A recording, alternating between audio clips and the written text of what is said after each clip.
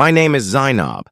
I am 75 years old. 75 years of breath, grief, faith, silence, and survival. Life taught me a lot, but not as much as the silence that came after everyone left.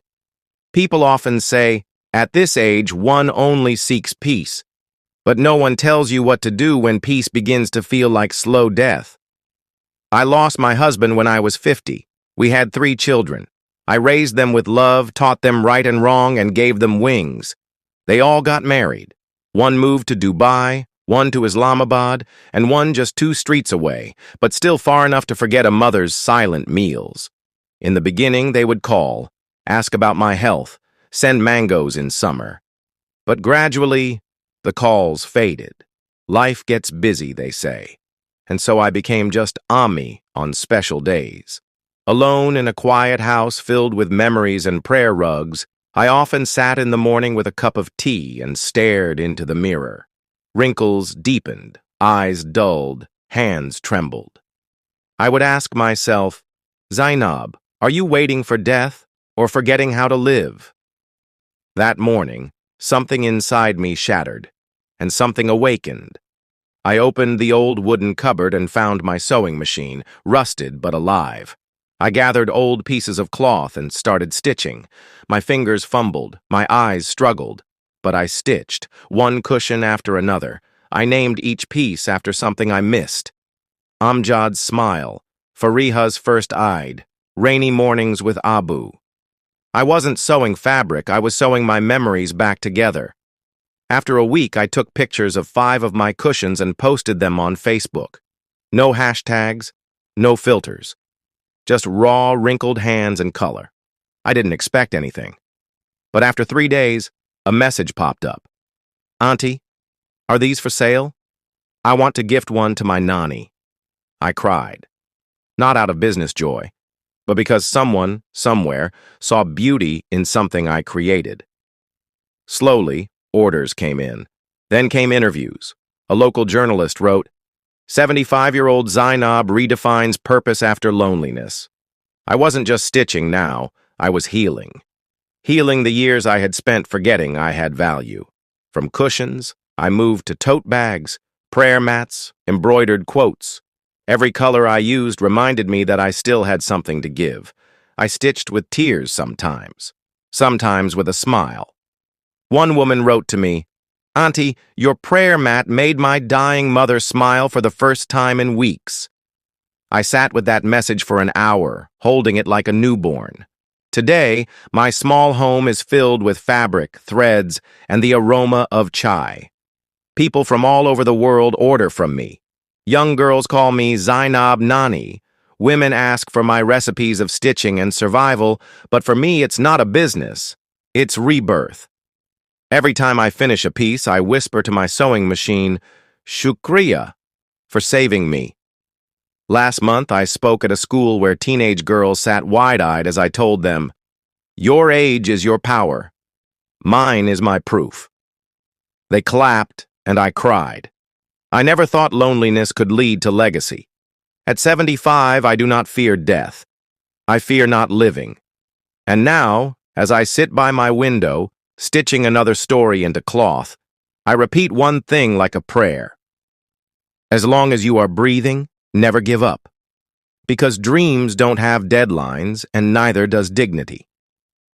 I was holding a cup of tea in my hand, looking at the newspaper on my table, and there it was, my picture, my story, printed in bold. 75-year-old woman teaches the world what real strength looks like. I smiled. Yes, it felt good.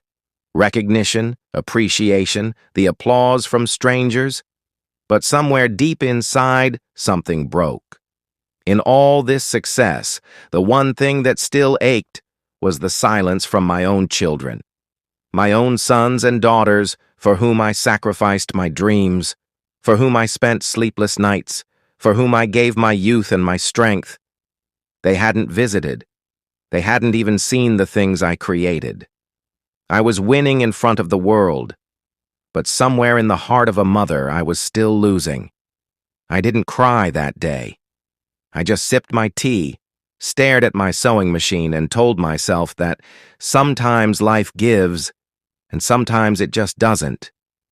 But then one evening, just as the sun was setting and the room was filled with golden silence, there was a soft knock at the door. I hesitated. It had been years since someone came at this hour. I opened it slowly. Standing in front of me was my youngest son, the same one who hadn't seen me in 3 years. His eyes were red. In his hand, he held the same cushion I had once made and posted to his address, hoping he'd remember me. "Ami," he said softly, "please forgive me." His voice cracked. "I never imagined you'd become this strong, that you'd create so much beauty alone." I didn't say a word. I just held his hand. He dropped to his knees, like a child returning to his roots, and placed his head on my feet. "Ami," he whispered, "I want to learn. Please teach me. Teach me how to use the sewing machine." My heart trembled. I had prayed for love, not apologies.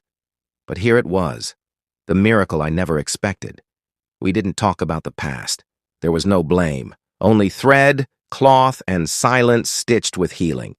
From that day forward, my life changed again. Now, every morning, my son sits beside me.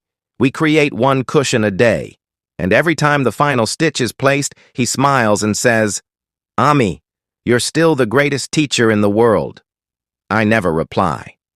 I just look at him and silently thank the universe, because sometimes, when all hope seems lost, a single knock on the door can bring everything back.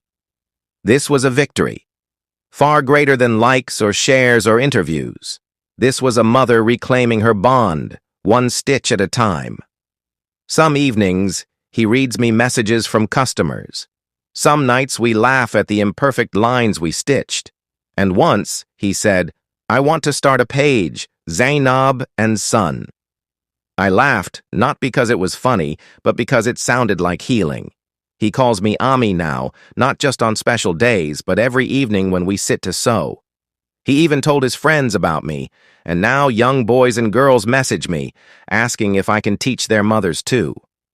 I used to believe my story had ended when my husband died, and my children left. But it hadn't ended. It was just waiting for a turn. One night, as we stitched quietly, he paused and asked, "Ami, did you miss me all these years?" I looked at him, touched his cheek, and said, "A mother never forgets, but she always forgives." That night, for the first time, I saw my son not as a man who left, but as a boy who came back. This story isn't about Zainab anymore.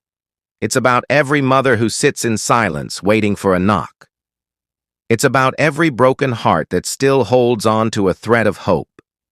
It's about the truth that as long as we are breathing, relationships can still be repaired, and forgotten dreams can still be stitched back together. My house now feels alive again. Not because of fame, but because of presence. My son helps me with orders. He even started learning embroidery. I guide his hands like I once taught him to write his name. And when he makes mistakes, he laughs. I laugh too because I know the real repair is happening not on fabric, but in our bond. Today I received an order from someone in London. When I told my son, he hugged me tightly and said, "Ami, the world may call you Zainab Auntie, but to me, you're magic." My eyes filled with tears. Magic. Yes, that's what motherhood is. Silent, strong, forgiving, and timeless. And now, every time I thread a needle, I remind myself, this is not the end. As long as breath flows, love can return. As long as hands move, forgiveness can grow. As long as mothers hope, sons can come back. And every time we finish a new cushion, I whisper in my heart, as long as I breathe, I will never give up. Not on dreams, not on love, and never on the chance to start again. The mornings felt different now. My room no longer had just one sewing machine. There were 3. My son would sit beside me, and his daughter, my sweet granddaughter Anaya, would quietly observe. In the beginning, she would only count threads or play with buttons, but one afternoon, something changed. Without telling anyone, she took a few fabric scraps, stitched a tiny pillow, and embroidered with her tiny hands the words, "Student of Nani John." My eyes welled up with tears. My heart whispered, "Zainab, this is the dream you didn't even know you had, now fulfilled after 75 years. Time, it seems, had stitched something even more beautiful than any cushion, a legacy. Then came a day that I could have never imagined. Our neighborhood announced a women's handicraft exhibition. My son came to me with excitement and said, "Ami, we're going to display all your handmade crafts there. Anaya will represent them." I smiled and asked, "And what about me?" He grinned, "You'll be the guest of honor this time." I laughed quietly, not at the idea, but at the irony. A woman who was once considered outdated was now being honored for the very hands people had dismissed. The exhibition day arrived. There were hundreds of people, TV channels, reporters, neighbors who once pitied me, and women who had whispered behind my back. Now they were taking selfies with Anaya and saying, "Your Nani is a legend.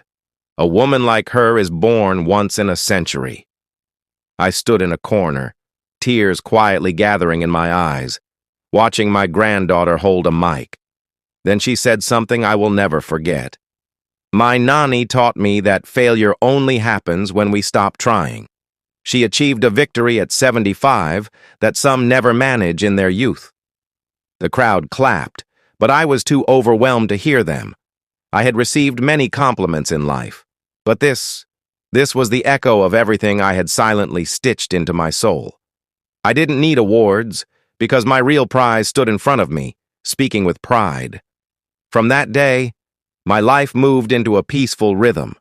Every afternoon, Anaya would sit by my feet, massage them gently, and whisper, "Nani, when you're not here one day, I'll carry on your art."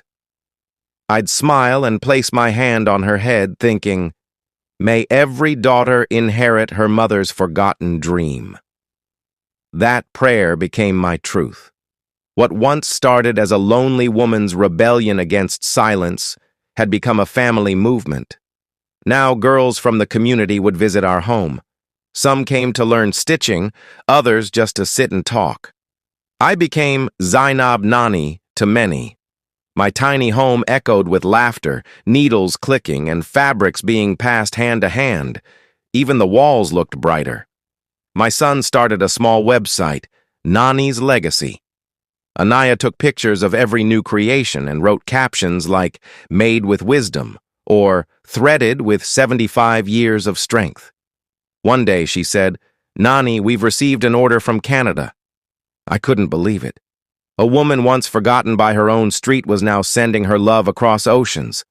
I used to think old age was the end, but now I knew it was just a beginning wrapped in disguise.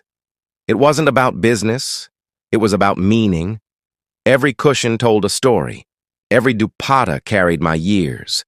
Every stitch whispered, "You still matter." I remember once, years ago, I had almost thrown away that broken sewing machine. And now, that same machine stood polished, honored, surrounded by the very family that once drifted away. Life has a strange way of circling back. One evening, while I was finishing a cushion, Anaya asked, "Nani, what kept you going?" I looked at her and replied, "Breath." As long as I had it, I knew I couldn't give up. That night, she wrote it on her diary. "As long as there is breath, hope remains." This story was never just mine. It belongs to every woman who sat alone thinking her time was over. It belongs to every heart that felt unseen, every soul that once whispered dreams under their breath but never spoke them aloud. It belongs to the mothers who waited, the grandmothers who believed, and the daughters who dared to listen. Today I may be 76. My hair is whiter, hands slower, eyes a little weaker, but inside me lives a fire that even time cannot extinguish. A fire that says, "You are never too old to begin again. You are never too forgotten to be remembered. and you are never too lost to be found. As Anaya stitched her first full-length kurta last week, she looked at me and said, "Nani, I think I found my purpose." I smiled. She didn't just find a purpose, she found a legacy, and I found peace. The kind of peace that comes not from silence, but from knowing that after you're gone, your story will still speak. Not from books or newspapers, but from threads and fingers, hands and hearts. And so I whisper one last time, as long as I breathe, I will never give up. Not on love, not on legacy, and not on life.